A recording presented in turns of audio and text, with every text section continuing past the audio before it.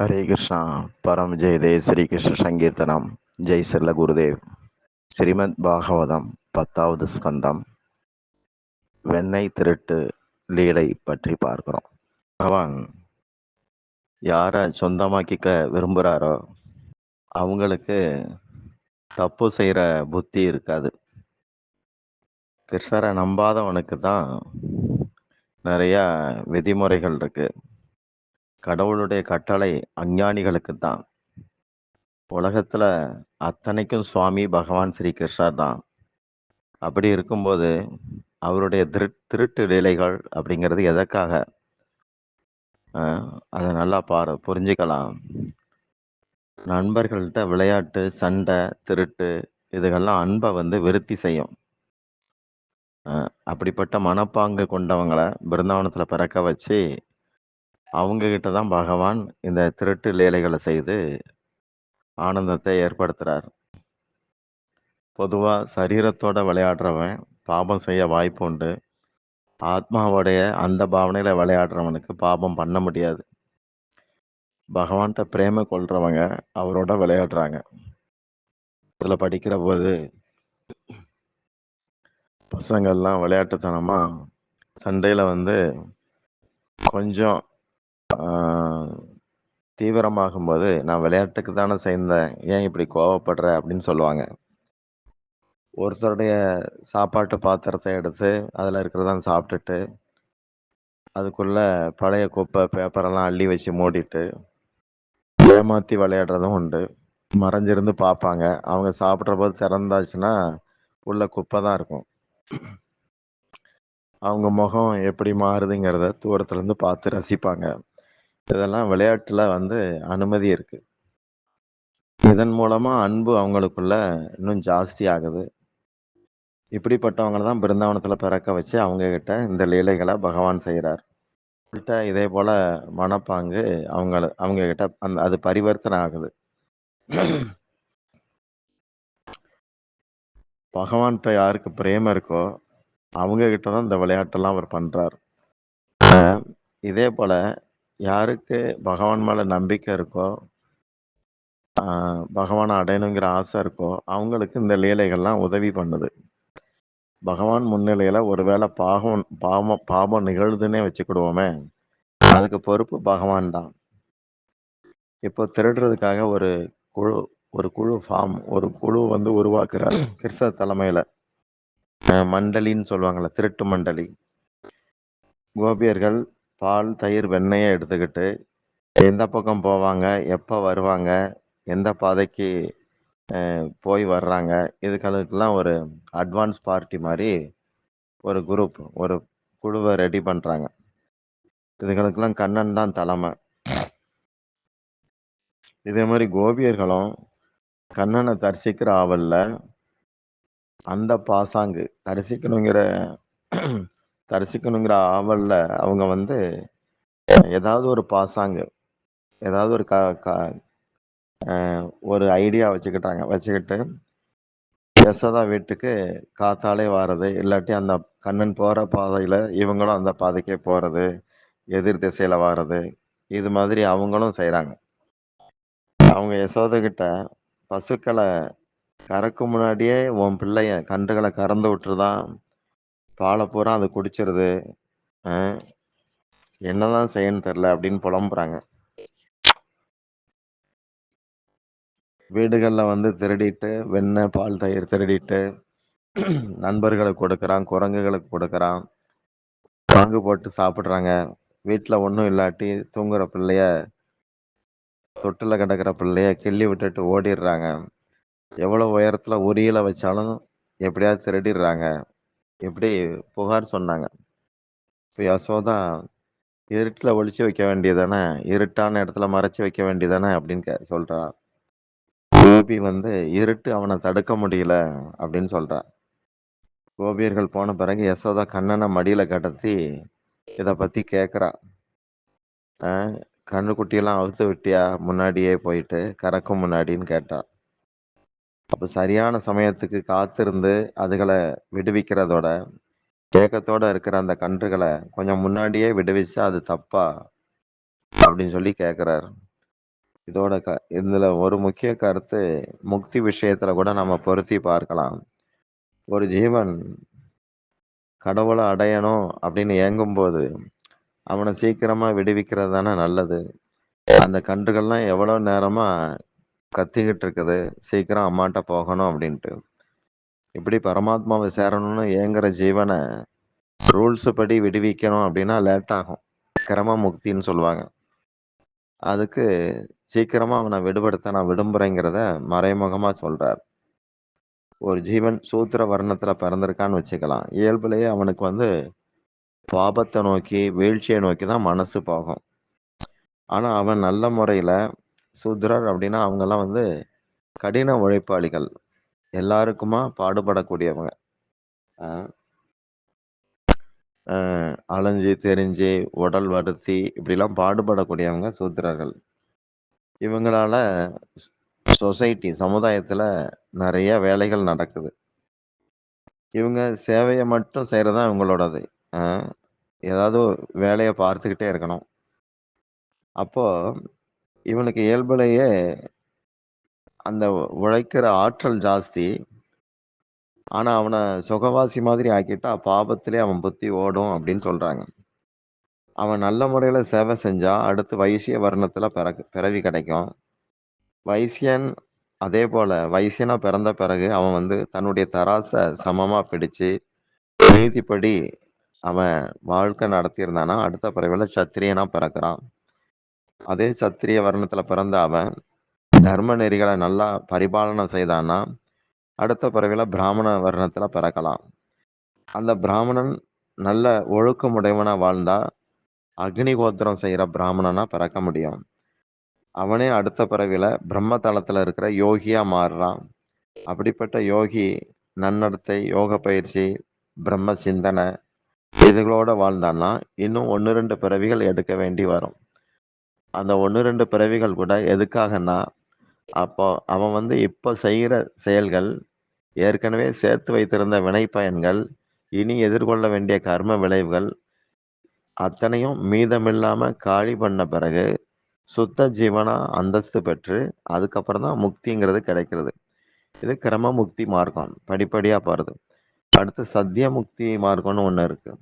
பகவான் எந்த ஜீவன் மேல விசேஷமா அனுக்கிரகம் பண்றாரோ, குரு எந்த ஜீவன தேர்வு செய்துட்டாரோ, அந்த ஜீவனுக்கு வாழும்போதே ஸ்ரீமத் பாகவதம் இந்த கதைகள் மூலமா அவனுக்கு முக்தி கிடைக்குது. அவன் எந்த வர்ணத்துல இருந்தாலும் சரி, அ பகவானுக்கு குருமுகமா பக்தி பண்ணிட்டா, அந்த ஜீவன பகவான் கோலோக தாமுக்கு அழைச்சிட்டு போறாரு. இது எப்படின்னா, ஒரு ராஜா 50 வருஷம், 60 வருஷம், இல்ல 2, 3 ஜெனரேஷனா கூட பாடுபட்டு எவ்வளவு சேர்த்திருக்கலாம். ஆனா, அவர் தன்னுடைய வாரிசுக்கு மொத்தத்தையும் எழுதி வச்சுறார். யாரையும் அவன் ராஜாவா ஆக்குறதுக்கும் உரிமை உள்ளவர்.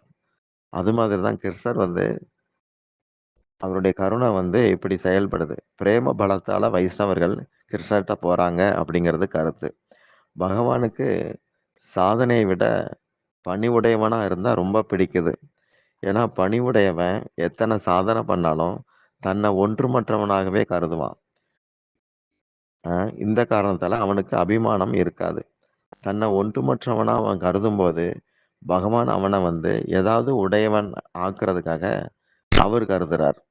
யசோதா கோபிகள்ட்ட, "என் பிள்ளை சின்னவன் தான். உங்க வீட்டுக்குள்ள குறும்பு செய்தா, உங்களால அதட்டக்கூடவா முடியாது?" அப்படின்னு கேட்கிறா. "அவன் தான் எங்கள அதட்டுறான். அவன எங்களால விரட்டி கூட பிடிக்க முடியல. நேத்து கொஞ்ச தூரம் தான் விரட்டுனேன். அதுக்குள்ள பக்கத்து ஊரே வந்துருச்சு. அங்கருந்து தள்ளி நின்னுட்டு கட்டை விரல காட்டி, தழுக்கு காட்டி கிண்டல் பண்றான்." அன்னைக்கு சாயந்தரம் இத பத்தி யசோதா கேட்கிறா கண்ணன்ட்ட, மடியில கடத்திட்டு. "அ எதுக்கு இப்படி ஓட்டம் காட்டுற?" அப்படின்னு கேட்கும்போது, "அவ உண்மையிலேயே என்ன முத்தம் முத்தம் கொடுக்க வந்தா. எனக்கு பயமாயிருச்சு. அதான் ஓடுனேன்ம்மா" அப்படின்னு சொல்றாரு. அத கேட்டதும் யசோதா, தான் பிள்ளை அதட்டுனா கூட பயந்துரும்னு நெனச்சுக்கிட்டு அதட்டல. யசோதா சொல்றா, "தூங்கிக்கிட்டு இருந்த குழந்தை தொடையில கிள்ளுனியா என்ன?" அப்படின்னு கேட்டா. இது எங்க நடந்துச்சுன்னா, வெண்ணெய ஒளிச்சு வச்சிருந்தா ஒருத்தி. அந்த வீட்ல கண்ணுக்கு தட்டுப்படலன்ன உடனே தூங்குற பிள்ளைய இப்படி கிள்ளி வச்சுட்டு ஓடிட்டார். கண்ணன் வந்து சொல்றார், எனக்கு தராம மறைச்சு வச்சு திங்கிற குடும்பத்துல அழுகுரல் கேட்கட்டும் அப்படின்னு சொல்லி அப்படி செய்தேன். அப்ப யசோதா அறிவுரை சொல்றா, இப்படி வீடு வீடா போய் வர்றது நல்ல பழக்கமா என்ன அப்படின்ட்டு. நமக்கு இது பொருத்தமில்லாத காரியம் அப்படிங்கிறா. இவ்வளவு சின்ன வயசுலயே அண்டங்காக்கா மாதிரி ஒவ்வொரு வீட்லயும் போய் எதையாவது தின்னுட்டு இருந்தா அது என்ன அர்த்தம்? ஒரு நல்ல அனுஷ்டான பிள்ளையா இருக்க வேண்டாமா? உனக்கு நல்ல புத்தி வரணும், நல்ல பிள்ளையா இருக்கணும் அப்படின்னு சொல்லி பிள்ளையாருக்கு விளக்கு போட சொல்லி மேல் வீட்ல இருக்கிற பெரியம்மா சொல்லியிருக்கு. பிள்ளையாருக்கு விளக்கு போடாட்டி நீ வளர்ந்த பிறகு ரொம்பவும் கெட்டு போயிருவேன்னு சொல்றாங்க. இப்படி யசோதா சொன்னாங்க. அப்ப கிருஷ்ணர், ஒரே ஒரு நாள் நான் தெரியாத்தனமா அவ வீட்டுக்குள்ள போயிட்டேன். இத எப்படியோ தெரிஞ்சுக்கிட்டு எனக்கு எதையும் தர விரும்பாம இருக்குதுகெல்லாம் உயரத்துல அங்கங்க மறைச்சு வச்சிடுறா. எனக்கு தர இஷ்டம் இல்லாம பிள்ளையாருக்கு போடு, பிள்ளையாருக்கு செய்ன்னு சொல்றாளா? அவள நான் பிறகு கவனிச்சுக்கிறேன். இப்படி பகவான் சொல்றார். ஊரெல்லாம் கண்ணனுக்கு கோபியர்கள் வந்து பேர் வைக்கிறாங்க. வெண்ணெய் திருடன், மக்கன் சோர், துணி திருடன், சீர்காட்டுன்னு ஒரு இடம் இருக்கு. துணி திருடின இடம். கீர்னு ஒண்ணு பால் கண்டென்ஸ்டு மில்க் திருடி, தயிர் திருடி, ரன்ஷோர் அப்படின்னா ஓடுகாலி, நட்டப்பாருன்னா ஆடுகாலி. இப்படி பல திருட்டு பேர் இருக்கு. எல்லாத்துக்கும் மேல மன்சோர் அப்படின்னு மன்மோகன், மனதை திருடுறவர் அப்படிங்கிற பேரும் இருக்கு. இத்தனை கெட்ட பெயர்களை எந்த தெய்வமும் ஏத்துக்காது. ஆனா பகவான் வந்து சந்தோஷமா பரஸ்பரமா இதை வச்சுக்கிறார். யசோதா புகார் சொல்ல வந்த பெண்கள்கிட்ட, என்கிட்ட சொன்ன மாதிரி வேற யார்கிட்டயும் போய் சொல்லாதீங்க. என் பிள்ளைக்கு அப்புறம் எதிர்காலத்துல யாரும் பொண்ணு தர மாட்டாங்க அப்படிங்கிறா. சுகதேவர் நேரடியாக அந்த லீலைகளை சொல்ற போதெல்லாம் கிருஷ்ணர் திருடினார் அப்படின்னு நேரடியா எங்கேயுமே சொல்லல. திருட்டு லீலைகள் செய்தார். லீலைகள்ங்கிற வார்த்தையை சேர்க்கிறார். ஒரு கோபி யசோதை கிட்ட, இந்த வெண்ணெய் திருடனுக்கு ரொம்ப செல்லம் கொடுக்காத. எங்களுக்கெல்லாம் கனவுல கூட அவன் திருடுற மாதிரியே படுது அப்படின்னு சொல்றாங்க. உண்மையான வைஷ்ணவன் உறங்கும் போதும் தான் கூட கிருஷ்ணரை வச்சுக்கிட்டே தூங்குவான். காரணம், உறக்கம் வர்ற வரைக்கும் அவன் வந்து ஹரே கிருஷ்ண நாமங்களை ஜெபம் செய்துகிட்டே இருக்கான். படுக்கைக்கு போன பிறகு எந்த பொருளாவது நினைவுக்கு வந்துகிட்டே இருந்தா அந்த பொருள்கிட்ட உங்க மனசு சிக்கிட்டதா அர்த்தம். அஹ் இது நமக்கு அனுபவத்திலே இருக்கும். பேராசை பிடிச்ச லோபி இருக்கானே, அவனுக்கு உறங்கும் போது நினப்பு பூரா செல்வத்துல இருக்கும். காமம் பிடிச்சவனுக்கு பெண்கள்கிட்ட இருக்கும். துஷ்டனுக்கு மனசு வந்து சண்டை சச்சரவு பண்றதுல இருக்கும். யார் மேல எப்படி வழக்கு போடலாம், எப்படி காலை வாரி விடலாம், இதுதான் துஷ்டன் நினப்பு. படுக்கையில இதுகளெல்லாம் மறந்துட்டு ஹரே கிருஷ்ண நாமத்தை ஜெபிக்கணும். கிருஷ்ணநாமம் அமுதத்தை விட இனியது அப்படின்னு சொல்லப்பட்டிருக்கு. மனதுக்கு பயிற்சி கனவுல தான். அஹ் ப- பயிற்சி வந்து மனதுக்கு பரீட்சை வந்து கனவுல தான் நடக்கும். பகவான் வந்து உங்கள முதல்ல கனவுல தான் தொடுறார். சில கோபியர்கள் நாளைக்கு என் வீட்டுக்கு கிருஷ்ணன் வருவான் அப்படின்னு அவங்களாகவே கனவுப்படி முடிவெடுக்கிறாங்க. அதுபடியே நடக்கும். கண்ணனை பார்த்தா அவங்களுக்கு பித்து பிடிச்ச மாதிரி ஆயிரும். ஒரு கோபி கண்ணனை பார்த்தபடியே அடுப்புல விறகு கூட சப்பாத்தி போடும்போது சப்பாத்தி கட்டையும் வச்சு எரிச்சிடுறா.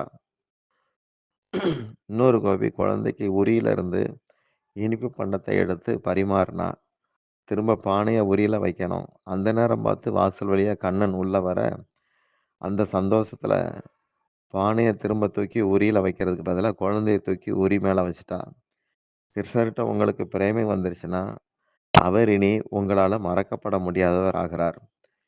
இன்னொரு தோழி சொல்றா, கண்ணன் இன்னைக்கு என் மானத்தை காப்பாத்துனா அப்படிங்கிறா.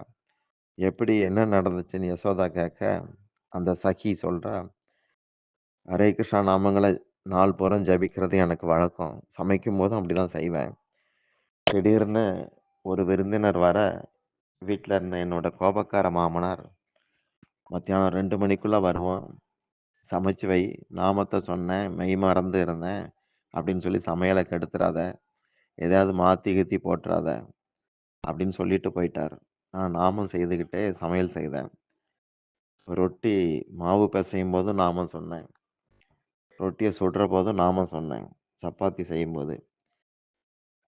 முழு சமையலையும் கவனமா செஞ்சேன். கடைசியில இனிப்பு பதார்த்தம் செய்யும்போது மட்டும் ரொம்ப கிருஷ்ண நெனப்பு வந்துருச்சு. நாமும் கூட சொல்ல முடியல. கிருஷ்ணருக்கு இது ரொம்ப பிடிக்குமே அப்படிங்கிற நெனப்புல, அதிலே மூழ்கி இனிப்பு பதார்த்தத்த செய்ய ஆரம்பிச்சேன். அப்போ கண்ணன நெனச்சுக்கிட்டு அத கிண்டுறபோது, சர்க்கரை போட்டதுக்கு பதிலா உப்பு போட்டேன். அதுக்கப்புறம் பகவானுக்கு எல்லாத்தையும் நைவேத்தியம் பண்ணேன். அதுக்கப்புறம் மாமனாரும், விருந்தினரும் வந்தாங்க. பிரசாதம் பரிமாறினேன். 2 பேரும் இது சாப்பாடுன்னு சொல்லக்கூடாது. அமிர்தம், அமிர்தம்ன்னு சொல்லி சந்தோஷமா வயிறார சாப்பிட்டாங்க. என் மாமனார் வாழ்க்கையில அப்படி என்ன புகழ்ந்ததே கிடையாது. சமையலையும் புகழ்ந்தார், என்னையும் புகழ்ந்தார். இது மருமகா கிடையாது. சாக்ஷாத் அன்னபூரணி இப்படிலாம் வாழ்த்துனார். கடைசியில அவங்கெல்லாம் சாப்பிட்டுட்டு ஓய்வு எடுக்கிறபோது, கடைசியில நான் சாப்பிடுறேன். அப்பதான் தெரிஞ்சது இனிப்புக்கு பதிலா அதில உப்பு இருந்தது. ம். அது வந்து பெங்காலி ஸ்வீட் இருந்தது. கண்ணன் தான் என் மானத்த அந்த இடத்துல காப்பாத்தியிருக்கிறார். அப்படின்னு ஆச்சரியமா சொல்றா. இன்னொரு கோபி சொல்றா, பால், தயிர் விக்கிறதுக்கு கிளம்புனேன். எப்படியோ மறந்தாக்குல கிருஷ்ணன தூக்கிட்டு போயிருக்கேன். எனக்கு அது தெரியாது. ஒரு இடத்துல விக்கிறதுக்காக பானைய இறக்கி வச்சு பார்த்தா, உள்ள கண்ணையா இருக்கிறத பார்த்து அதிர்ச்சி ஆயிட்டு. எதுக்காகவோ கண்ணையா பானைக்குள்ள வந்து ஒளிஞ்சு இருந்திருக்கான். நானும் தெரியாம ஊரெல்லாம் தூக்கிட்டு சுத்திக்கிட்டே இருந்திருக்கிறேன். இப்படி அவ சொல்றா. இங்க கவனிக்க வேண்டியது என்னன்னா, பெரிய பெரிய யோகிகள் கூட உலகத்த மறக்கிறதுக்கு ஒரு பயிற்சி. அதுக்கப்புறமா கடவுள நினைக்கிறதுக்கு பெரிய முயற்சி. இதெல்லாம் பண்ண வேண்டியிருக்கு. ஆனா பிருந்தாவனத்தில கோபியர்கள், அவங்களால உலகத்த நினைக்கவும் முடியல, கண்ணன மறக்கவும் முடியல. கோபியர்கள் பிரேம சந்நியாசிகள். அவங்களுடைய மனசு கிருஷ்ண பிரேமையிலேயே காவியாயிருச்சு. காவி கட்டியிருக்கிறாங்க கிருஷ்ண பிரேமையால. கோபியர்கள் வீட்டு வேலைகள விட்டுட்டு, கண்ணன் லீலைகள நெனச்சுக்கிட்டே இருக்கிறாங்க. பார்த்துக்கிட்டே இருக்கிறாங்க. கோபியர் தான் பக்தி மார்க்கத்துக்கு ஆச்சாரியர்கள். இந்த விஷயத்த தான் சைத்தன்ய மகாபிரபு மேற்கொண்டு அதிக அளவுல வெளிப்படுத்துறார். ஆடை சந்நியாசத்த விட பிரேம சந்நியாசம் உத்தமம். கிருஷ்ண பிரேமையில இதயம் வந்து வெண்ணெ மாதிரி உருகுனா, அதுதான் சந்நியாசம். சந்நியாசம் அப்படின்னா துறவும், தியாகமும் கலந்தது. மனம் வெண்ணெய் மாதிரி மென்மையானது. மனத திருடுறது தான் இங்க திருட்டு லீலையாக சொல்லப்படுது. இந்த திருட்டுல பறிகொடுத்தவங்க தன்னையும் பறிகொடுத்துருவாங்க. திருடன் எப்பவுமே பிடிபட மாட்டான். சாதாரண அதாவது இந்த வெண்ணெய் திருட்டு லீலையில திருடன் வந்து பிடிபடுறது கிடையாது. சாதாரண திருட்டுல திருடன் அடிபடுவான். இந்த திருடனையும் காலாகாலத்துக்கும் வணங்க ஆரம்பிக்கிறாங்க மக்கள். எல்லா புலன்களும் எப்பவும் பகவானையே சிந்திச்சபடி இருக்கிறதுக்காகவே இந்த லீலைகள் அனைத்தும் இருக்குது. வேதாந்தத்தின்படி பகவான் ரூபம் இல்லாதவர். வைஷ்ணவர்களுக்கோ அனந்த ரூபனாக இருக்கிறார். இதான் விஷயம். இதத்தான் சகஸ்ரநாமம் கூட அநேக ரூப ரூபாய விஷ்ணவே பிரப விஷ்ணவே அப்படின்னு வரும்.